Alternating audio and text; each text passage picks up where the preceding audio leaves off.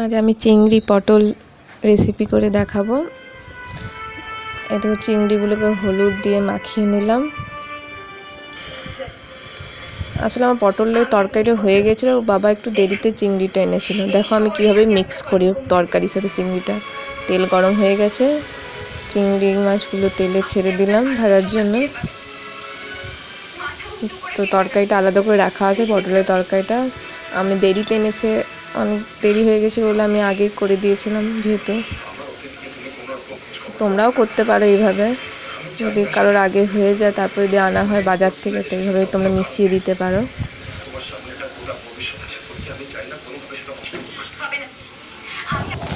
এইভাবে দেখো আমার ভাজা হয়ে যাচ্ছে।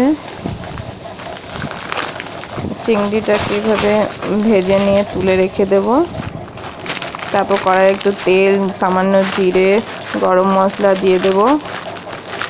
তারপর যে আদা, রসুন, পেঁয়াজ বাটা, টমেটো বাটা, লঙ্কা বাটা দিয়ে এগুলো সব বাটা, একটু জিরে গুঁড়ো, ধনে গুঁড়ো সবই এটার সাথে মিক্স করে আমি এটা মশলাটা ভাজতে লাগবো। তেল ছাড়া না হওয়া পর্যন্ত তারপর আমি চিংড়িগুলো দিয়ে দেব।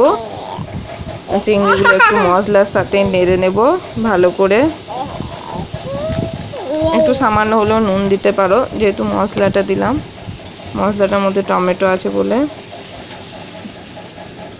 তবে এটার মধ্যে আমি পটলের তরকারিটা মিশিয়ে নেব।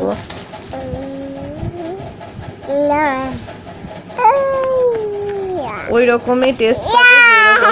পটলের তরকারিটা ওইভাবেই করেছি, পটলটা ভেজে তারপর আলু দিয়ে মশলা দিয়ে ওইভাবেই করেছি। শুধু চিংড়িটা নিয়ে এসে তো মিশিয়ে দেওয়া। চিংড়িটাও আমি মশলা দিয়ে ভাজলাম, দেখতেই পেলে। তা মিশিয়ে একটু ফুটিয়ে নিয়ে